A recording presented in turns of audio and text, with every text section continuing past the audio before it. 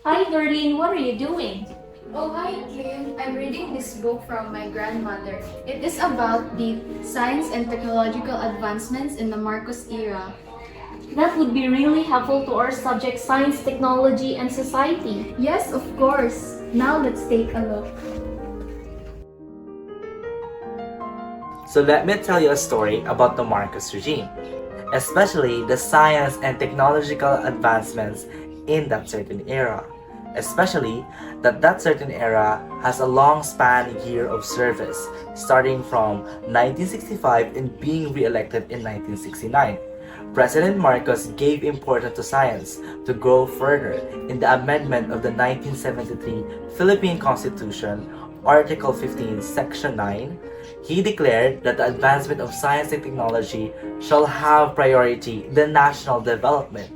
During his time, he enacted many laws to promote science and technology. He also directed the Department of Education to include this as a subject to be learned and developed by the students during that time. He gave a big part of the war damage fund to private universities to encourage them to create courses in science and technology and also in research. The government also conducted seminars for public and private high school and also college science teachers, training programs and scholarships for graduate and undergraduate science scholars, and workshops in fisheries and oceanography.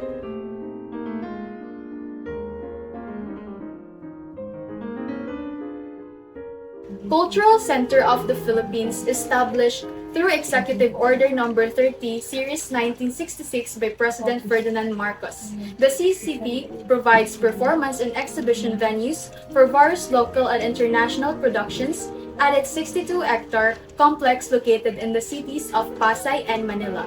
The Cultural Center of the Philippines was opened on September 8, 1969, 3 days before the President Marcos' 52nd birthday. The Tanghalang Francisco Balagtas Folk Arts Theater. Famous concerts are usually staged in this covered amphitheater, which has a seating capacity of 8,458 with 10 sections, more commonly known by its original name of Folk Arts Theater. The building was originally built to seat an audience of 10,000 and was commissioned by the First Lady Imelda Marcos in 1974 for the Miss Universe pageant, which was to be held in Manila. Inaugurated on July 7, 1974, the theater was built in record time of 77 days in time for the pageant and was designed by Leandro V. Locsin for developmental purposes. It is subject to be torn down in the future. Philippine International Convention Center or PICC.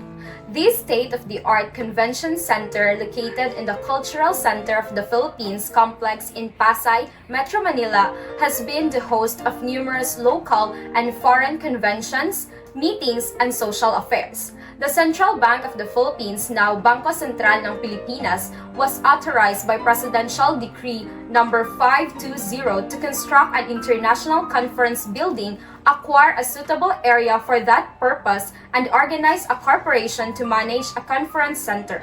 Thus, the PICC was organized under the Corporation Code. In a short span of 23 months from November 1974 to September 1976, construction of the PICC complex was undertaken with Leandro Locsin as architect, who was later on named a national artist. The complex was inaugurated on September 5, 1976. Makiling Center for the Arts, also known as National Arts Center, located in Mount Makiling, Los Baños, Laguna. The National Arts Center was established in 1976 by First Lady Imelda Marcos as a sanctuary for the young and aspiring Filipino artists.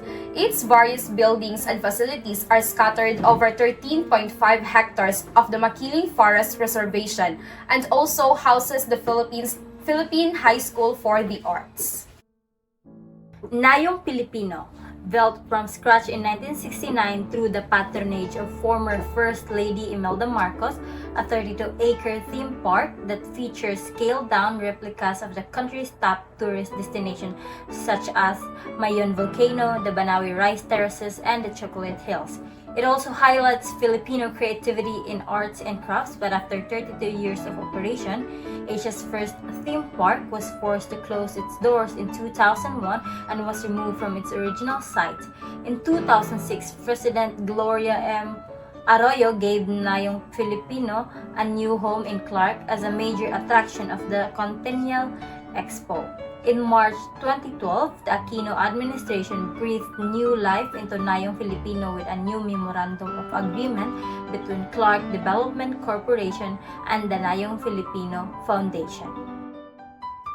Philippine Heart Center, originally named as Philippine Heart Center for Asia, established through Presidential Decree Number 673 issued in 1975, inaugurated on February 14 on 1975, cardiovascular specialists including Christian Bernard, Denton Coley, Donald Ifler, and Charles Bailey practiced at the center. So the first director of the PHC was Avenelo P. Aventura from 1974 to 1986, a cardiovascular surgeon who performed many pioneering operations in the Philippines, including the first successful renal transplantation in 1970, the first CEBG in 1972, and developed and implanted in the first ASEAN bioprosthesis, the PHCA porcine valve.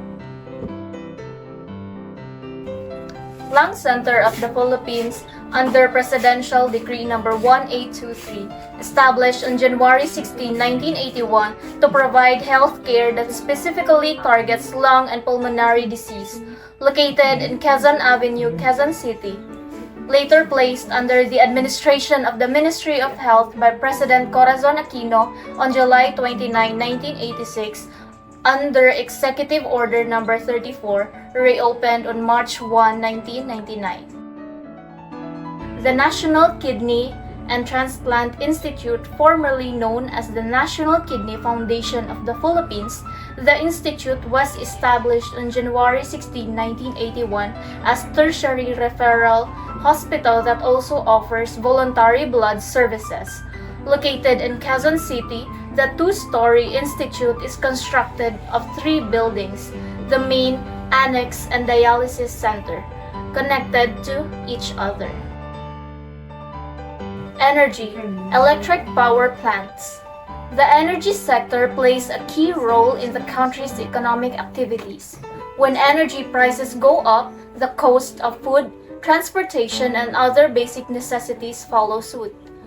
To prevent skyrocketing oil and power rates that would eventually result in high prices of commodities brought about by the 1973 global oil crisis.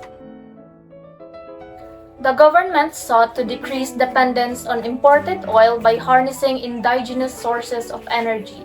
As a result, the Marcos regime completed 20 power plants including Agos II hydroelectric power plant, completed in 1979, and Agos IV hydroelectric power plant, completed in 1985.